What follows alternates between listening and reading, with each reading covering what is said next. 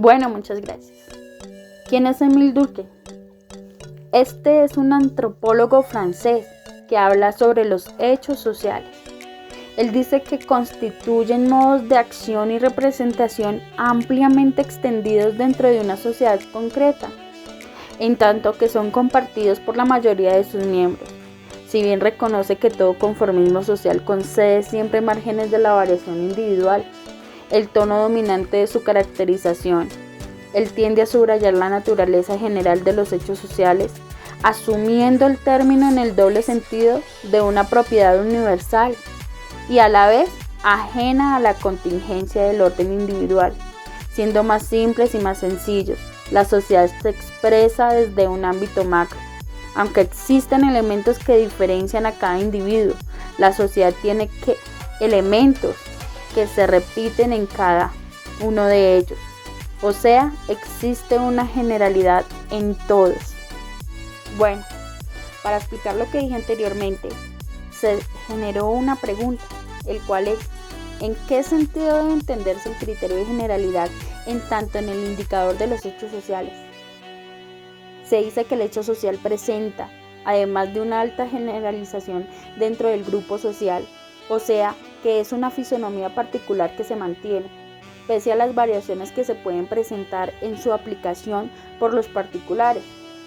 En este sentido, las diferencias individuales, siempre presentes en la realización de los hechos sociales, no impiden el reconocimiento de lo que dice Durkheim, ya que él denomina patrones o moldes colectivos sobre lo que vierte, o sea, la acción.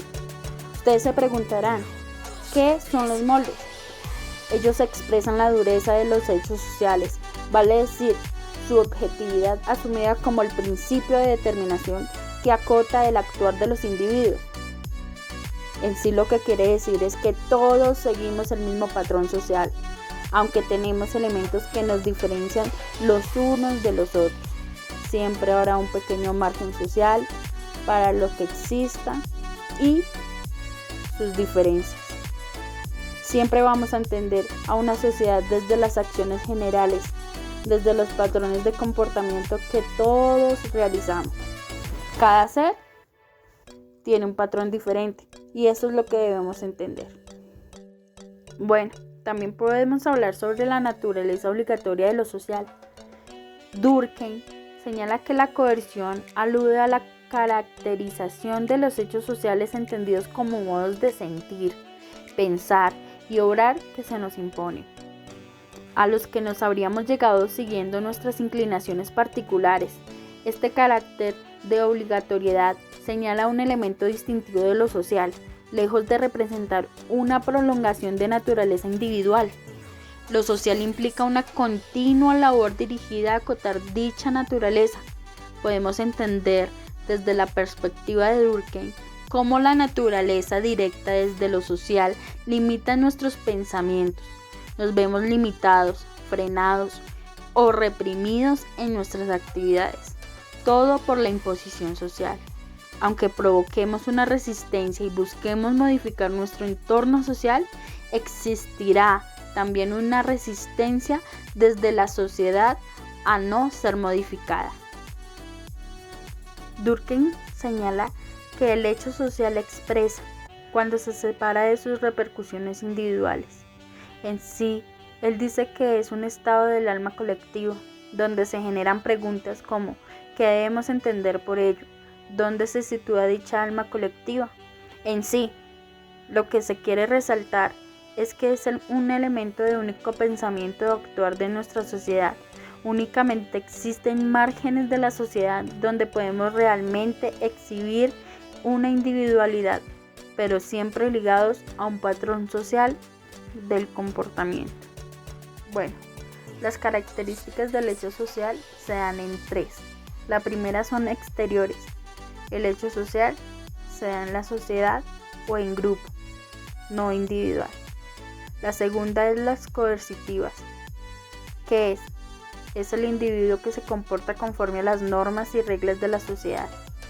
Y en tercer lugar están los colectivos, que es el hecho social, que es la parte cultural de la sociedad. los hechos sociales se dividen en dos. Están los materiales, que son los más fáciles de comprender. Directamente son los observables. Suelen expresar un ámbito mucho mayor y más poderoso de fuerzas morales. Y con ello están los inmateriales, lo cual se puede decir que son interacciones complejas de los que determinan la forma y el contenido particular, lo cual es lo no individual, ¿sí? Con ello está la moralidad, que va ligado a la estructura social. La sociedad requiere una moral como fuerte, control externo para ser libres. Está la conciencia colectiva, que es el conjunto de creencias y sentimientos comunes al promedio de los miembros de una misma sociedad, que forma un sistema determinado con una vida propia. Están las representaciones colectivas, formas en las que la sociedad se refleja a sí misma, puede estudiarse de manera directa. Está la corriente social, que son las grandes olas de entusiasmo, indignación y piedad que se producen en las reuniones públicas. Karl Popper y su racionalismo crítico.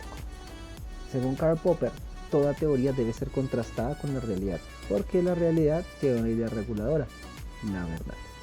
Desde el punto de vista filosófico es empirista, pero también puede ser clasificado dentro del realismo, ya que varias de sus posturas pueden ser consideradas como positivismo lógico. De igual manera, el enfoque mayormente empirista de Karl Popper centra la mayor parte de su teoría en el concepto de realidad y falsedad, y aquí que todo el pensamiento, toda racionalización que se haga sobre él en algún momento tiene que ser contrastado directamente con lo que encontramos en la realidad. Así que de esa manera sugiere eliminar el historicismo, basarse en la realidad a partir de todos los elementos históricos. Por ende, él propone reemplazar este elemento con el método científico, que según él puede ser aplicado a cualquier estudio social. Popper no elimina el racionalismo totalmente de sus reflexiones, ya que para él todas las teorías son meras hipótesis y tiene que haber un elemento racionalizado que en algún momento venga del mundo de las ideas para poder ser contrastado con la realidad. En algún momento la mayoría de las proposiciones y de las hipótesis deben ser rechazadas al pasar por un filtro de la realidad para la aplicación de las ideas. Popper nos habla que si una hipótesis no puede ser refutada, no es científica, ya que no puede ser contrastada con la verdad. Esto no cierra la posibilidad a las teorías científicas, solo que estas no pueden ser reemplazadas por elementos empíricos. De Popper se habla de la ingeniería social, opuesto totalmente a la ingeniería holística, que parte desde la posición historicista. La labor que desempeñaría un ingeniero social fragmentario, cuya función sería la de proyectar instituciones sociales y reconstruir y manejar las ya existentes. Toda la acción del ingeniero debe ser basada en el método de ensayo, así como la proposición de su hipótesis y el error sometida a la contrastación empírica, o sea que debe pasar de nuevo por el filtro de la realidad. Comenzamos a encontrar que para Popper, si los elementos no pueden ser contrastados con la realidad, con la verdad, a través de un sencillo método empirista, así sea el método científico o elementos de evidencia que ya tengamos de esto, sencillamente para Popper esto no es ciencia, hacen falta elementos, hacen falta partes de todo lo que estamos viendo. Popper es increíblemente empirista en este sentido, pero para él todos los elementos que vayan a ser comprobados a través del empirismo deben ser vistos a través de los ojos del racionalismo y de la hipótesis basada anteriormente ya en elementos empíricos. O sea que el racionalismo depende del empirismo según la visión de Karl Popper. Asimismo también podemos ver cómo todos sus elementos son críticos dentro de su teoría, porque vamos a comenzar a evidenciar que todas las hipótesis y todos los elementos que son expuestos como verdades van a ser criticados, y si el elemento no puede ser contrastado, este elemento inmediatamente se refuta. Los grandes críticos de Popper intentaron utilizar fueron elementos ad hoc, o una serie de argumentos en los cuales se usan para atacar directamente al directo interlocutor o directamente a la fuente de sus reflexiones. De igual manera con Popper podemos ver que su análisis es totalmente del mundo físico y de la interpretación del mundo sensible. Todo aquello que podemos experimentar o que podemos comprobar a través de la realidad es la verdad, y la única manera de llegar a la verdad es el método científico, siendo su visión del positivismo lógico mayormente cientificista y empirista. ¿Quién era Bronisław Malinowski?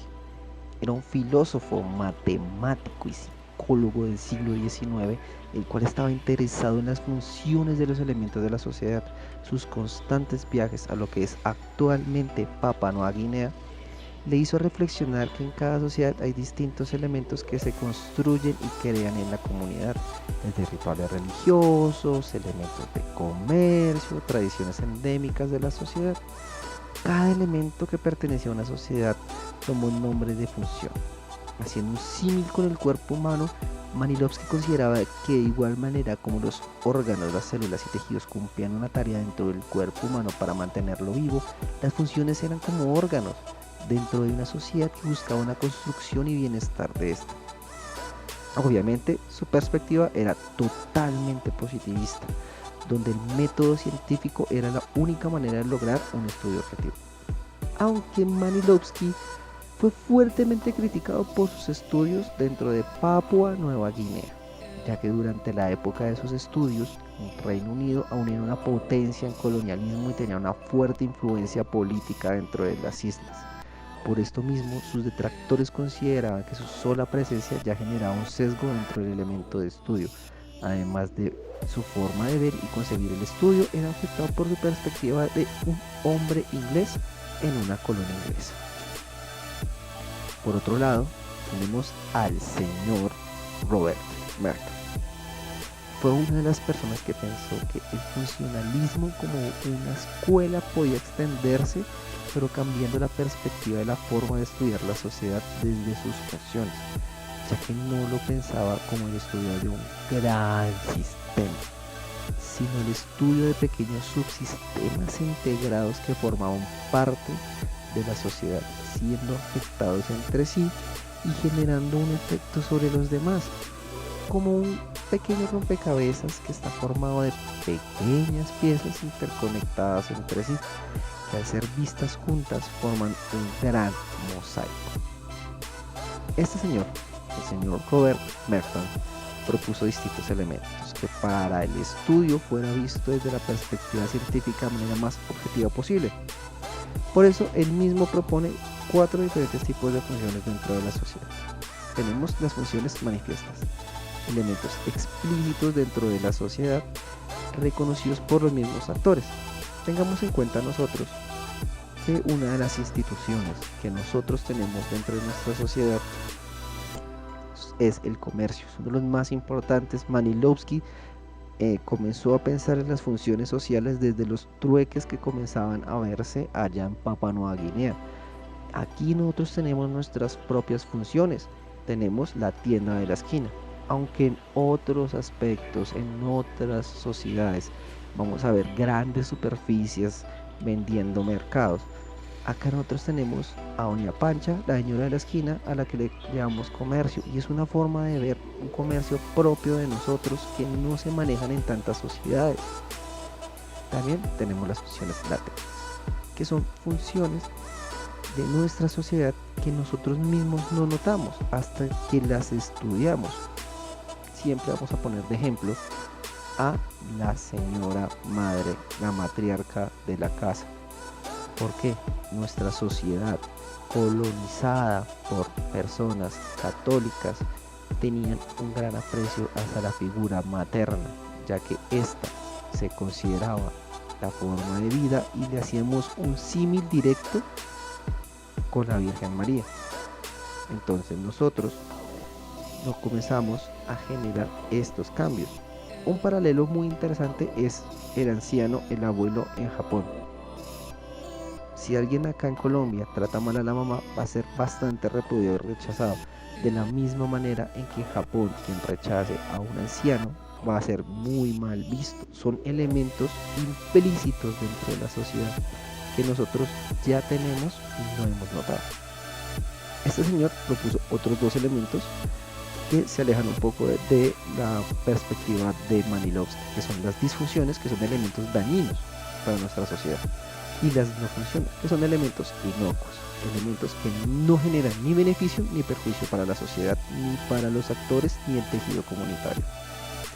Con estos dos elementos podemos ver la distancia que tienen Merton y Malinowski, ya que Malinowski, como era positivista, pensaba que siempre había una construcción de la sociedad, siempre iba a haber algo que mejorara en la sociedad. Pero este señor Merton, con estos dos últimos elementos, ya comienza a ver que la sociedad comienza a tener elementos que sí le hacen daño, o elementos que realmente no generan ningún cambio. Las disfunciones eran el punto de parteaguas de estos dos señores. Tenemos el fanatismo político, religioso, la corrupción, el esclavismo, muchos elementos que son muy endémicos de nuestra sociedad y que nosotros podemos ver y no generan ningún beneficio. Algunos de pronto, pero en general jamás va a haber un beneficio social. Y estos son elementos que él consideraba disfunciones.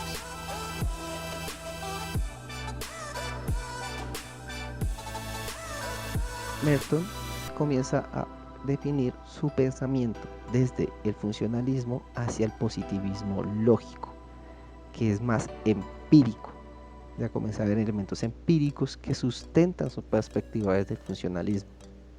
Pero de igual manera, este señor propone una serie de elementos a tener en cuenta para objetivizar el estudio funcional. Por ejemplo, ¿qué objetos sociales y culturales pueden ser sometidos a análisis funcional? Una estructura puede ser objetivo de análisis funcional, un elemento de transporte puede ser objetivo de un análisis funcional.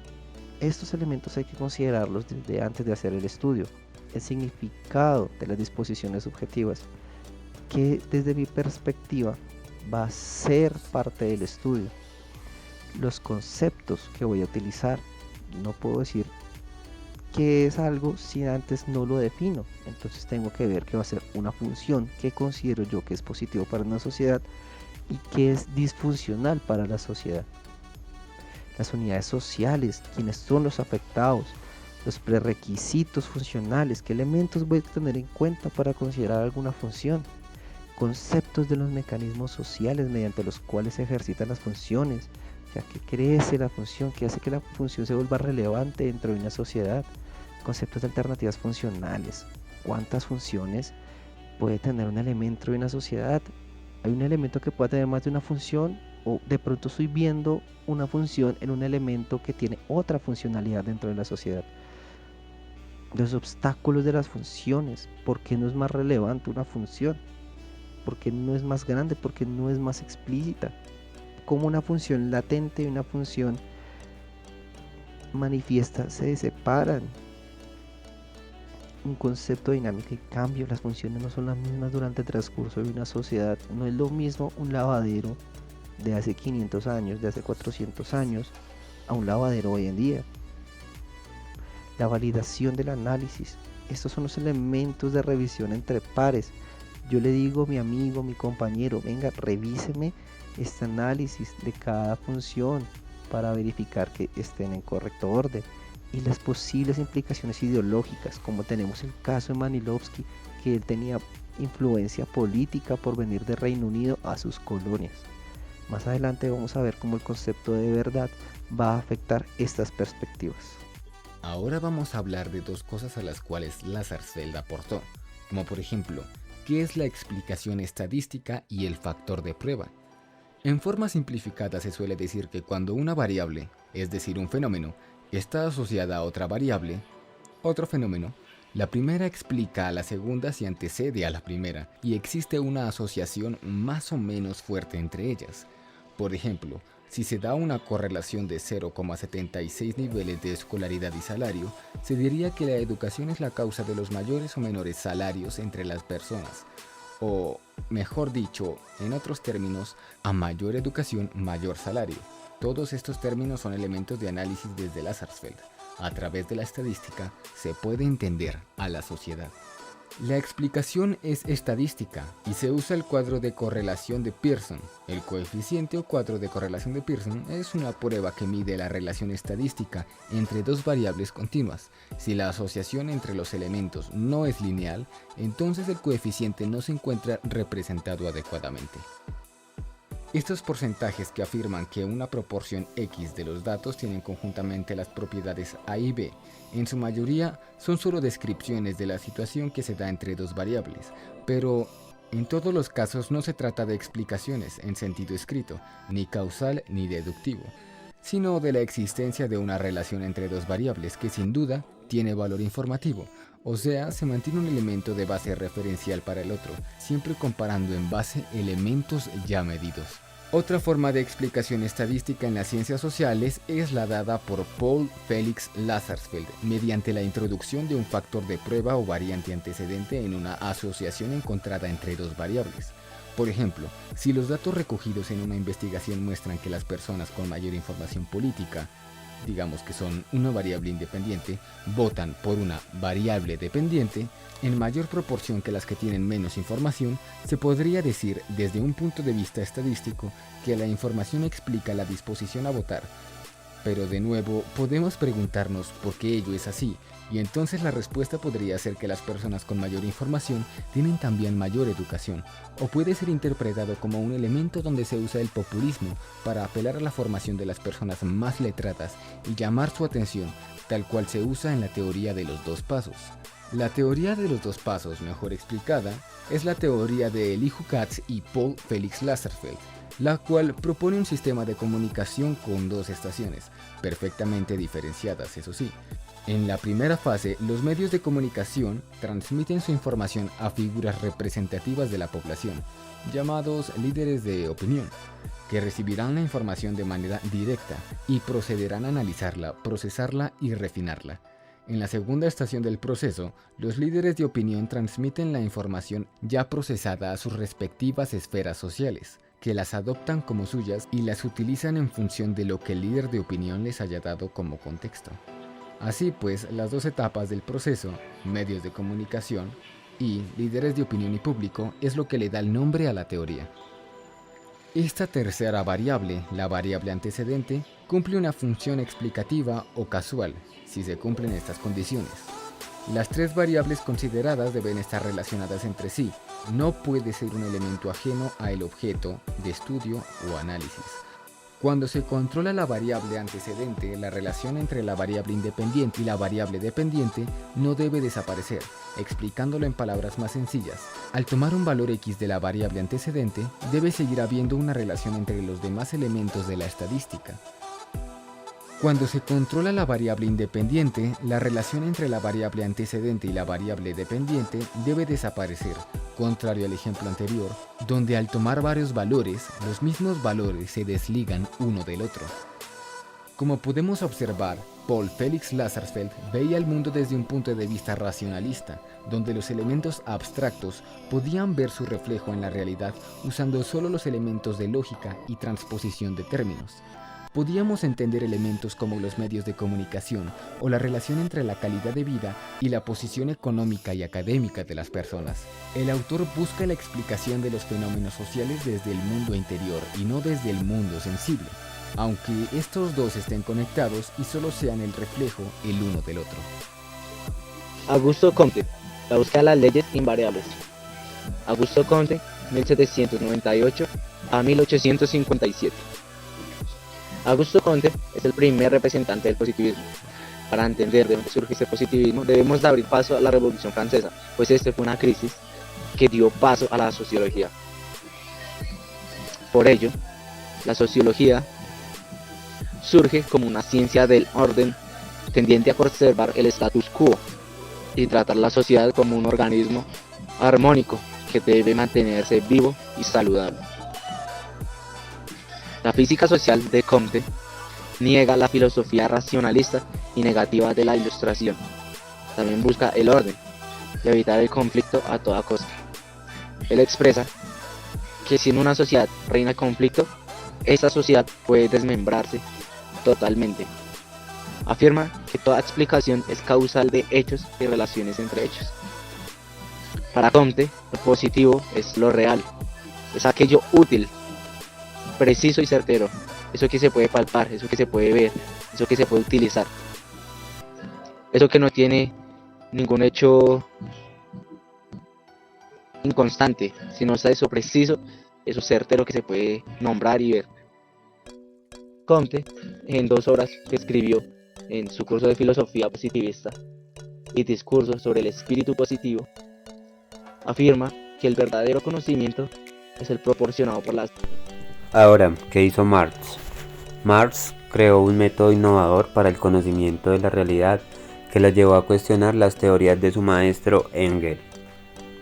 Ejemplo de estos conceptos son la alineación, el materialismo dialéctico, el materialismo histórico y la lucha de clases, entre otras teorías de Marx. Estudió y reflexionó en el transcurso de su vida hasta llegar a la conclusión de su análisis completo de la sociedad y sus individuos.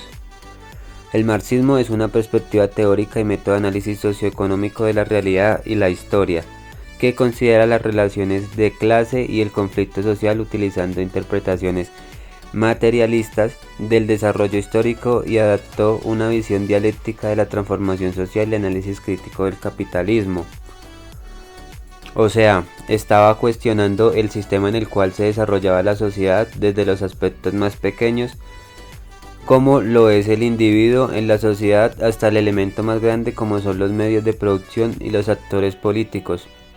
Este grupo de doctrinas filosóficas, sociales, económicas y políticas adquirió una forma más definida tras su muerte por una serie de pensadores que complementaban y hasta reiteraban este modelo que van desde Freire, compañero y coeductor de Marx, hasta otros pensadores como Weingart, Lenin, Rosa Luxemburg y Antonio Gramsci, todos grandes revolucionarios y pensadores, críticos de su espacio y contexto social. Algunos como Lenin incluso convienen por completo el modelo socioeconómico de todo un país. El marxismo ha pretendido desarrollar una ciencia social unificada, historia, teoría, sociología, ciencia política y epistemología para la comprensión de la sociedad, divididas en clases y la fundamentación de una división. Sociología, ciencia política y epistemología para la comprensión de la sociedad, divididas en clases y la fundamentación de una visión revolucionaria del cambio social que ha inspirado innumerables movimientos sociales y políticos en el mundo a través de la historia moderna. En conclusión, un estudio completo de cada aspecto que puede afectar la vida de cada individuo y actor de la sociedad. Este presenta 3 dimensiones identificables: una dimensión económico-sociológica, una dimensión política y una dimensión crítico-filosófica. Expresaba la fisiología anterior en el idealismo de Engels y el materialismo de Freire. El análisis marxista, dominado materialismo histórico, enfatizado en el carácter determinante de las condiciones materiales, entiéndase por relaciones sociales y lugares en la producción, en la vida de las personas y en la conciencia que tiene sobre sí mismo y sobre el mundo. Dicha base material es considerada en esta perspectiva determinante en última instancia de otro fenómeno social, tales como las relaciones sociales, políticas, el derecho a la ideología o la moral.